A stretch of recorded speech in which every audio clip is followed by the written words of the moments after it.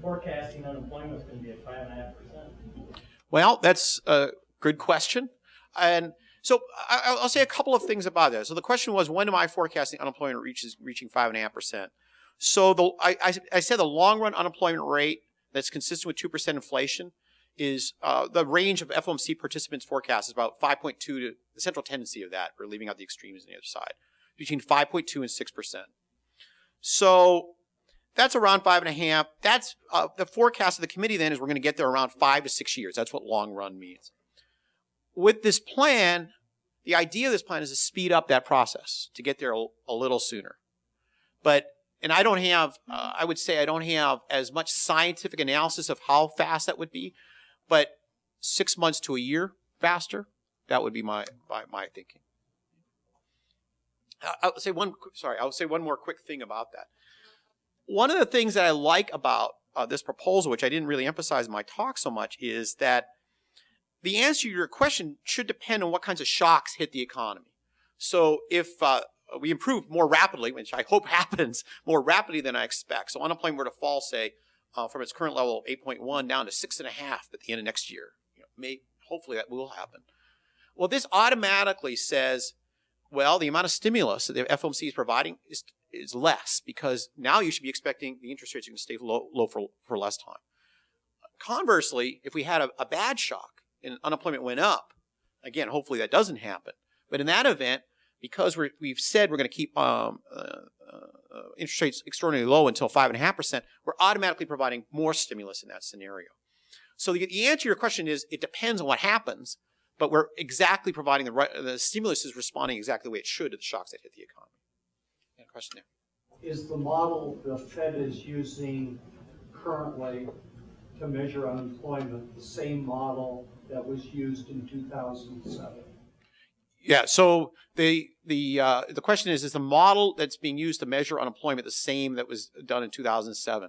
So the Fed actually doesn't measure the unemployment rate. The Bureau of Labor Statistics goes out and does that. And to the best of my knowledge, the way that's being measured is exactly the same. And the way that's done is they survey a number of households. I think it's about 50,000 every month. And they ask them the following questions. Do you have a job? Remember, do you have a job? Or do you have, if you don't have a job, have you looked for one in the last 4 weeks? So people who say no to both those questions are counted as out of the labor force. Person who says they have a job is obviously employed. Person who has looked for a job in the past 4 weeks is counted as being in the labor force but unemployed. And the fraction of the labor force that answers that I don't have a job but I've looked for one in the past 4 weeks that's the unemployment rate.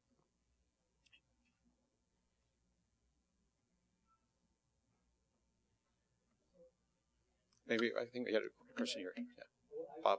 A question, you had mentioned QE3 as a procedure to purchase mortgage-backed securities from banks and create hopefully the goal is to create a more value in the homes in the United States overall, maybe reverse some of the reverse trends where people are underwater with their mortgages and things. And that was a result directly of a bubble that occurred when housing was being just inflated through activities that the banks were loaning money based on appraisals that were kind of not very well analyzed, and the reins weren't very tight on approving these mortgages, and so this bubble of real estate was created. Do you feel that maybe now you're kind of treading into that territory again by trying to inflate those real estate values a little bit, and that you may be approaching another type of negative bubble feature with the real estate? So the question is that by following these kinds of accommodative policies I've described, low interest rates, and by buying longer-term assets, one of the channels through which the Fed hopes to influence the economy is by reflating home values. And by doing so, is it risking the creation of another bubble? So that's a question, and it's always hard to know when you're in a bubble, right? With that said, but I think with that said, when I look at home prices right now, I'm not worried about that possibility at this stage. I think that home prices still seem very low compared to historical valuations, and they seem low relative to replacement costs, frankly, in some parts of the world. So I think those conditions would lead you to believe that we're not at risk of forming a bubble. Monetary policy is not a cure-all for the economy, and so I think people give monetary policy too much blame for creating the increase in home prices in the mid-2000s. And at the same time, you should not think we're going to be able to reverse much of the decline in home prices that's taken place since 2006. Our policies operate, I think, directionally in the right direction, but they're not a cure-all for the kinds of situation we find ourselves in today. Okay. Well, okay, now, the Fed rate is historically low and can't go much lower, but not a lot of improvement has been happening in the last 3 or 4 years. What happens, or what's the policy? Should the Fed not be able to reduce the Fed rate anymore down to zero, theoretically, and nothing happens? What do we do? What happens then?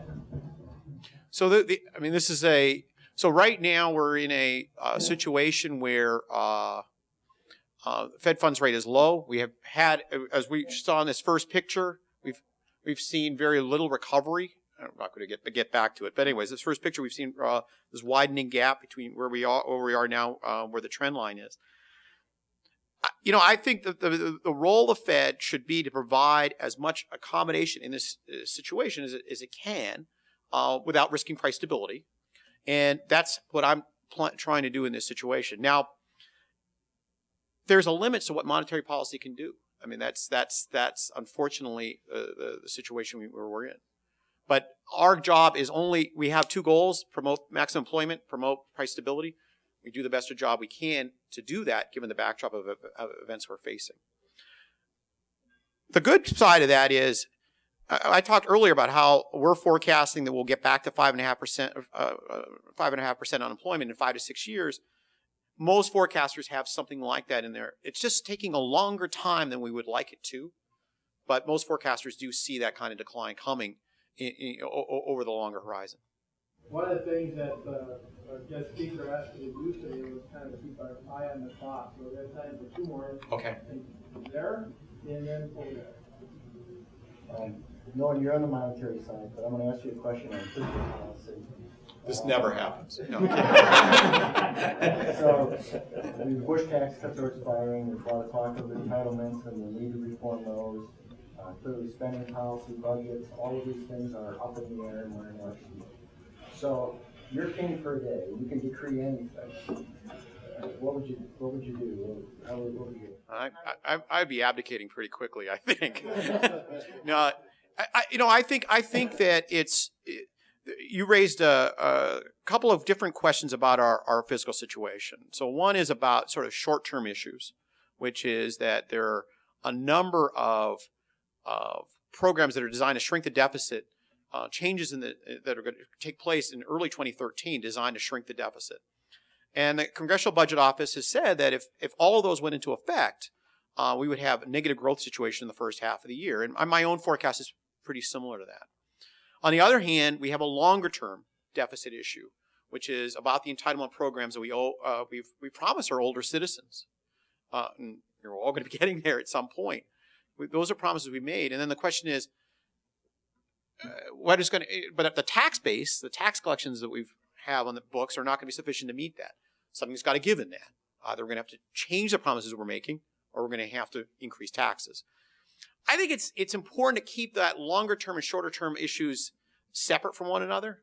There's obviously a connection. You can't always just keep saying there's a short term problem, so we have to keep the deficit large. But I think it is important that given the kind of situation that I've depicted right now, it's important to keep that short term and long term perspective. The fact that there are different problems in mind. We talked a lot about monetary policy and the tool of interest rates today.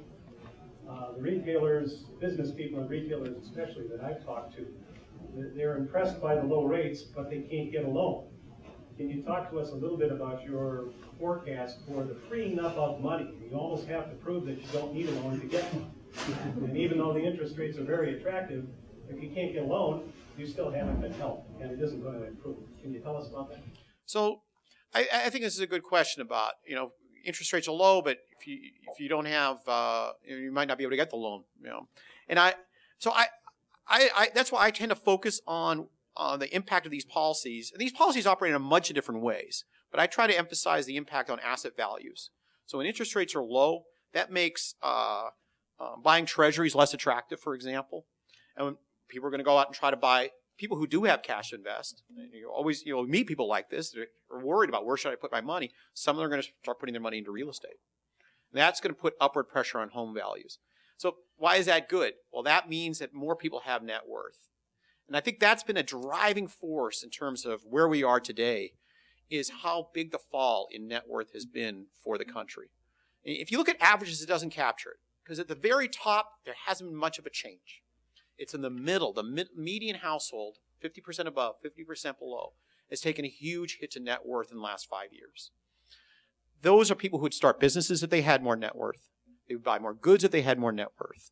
If we can get them into a better position in terms of their asset side versus their liability side, that's going to be helpful for the problems we face, I think. I think that we're starting to see, I hope, a little bit of an upward movement in home prices. And I think these programs the Fed has instituted last Thursday and that I've described today would be, be helpful, be directionally helpful in that process. Thank you. Thank you very much. I appreciate it.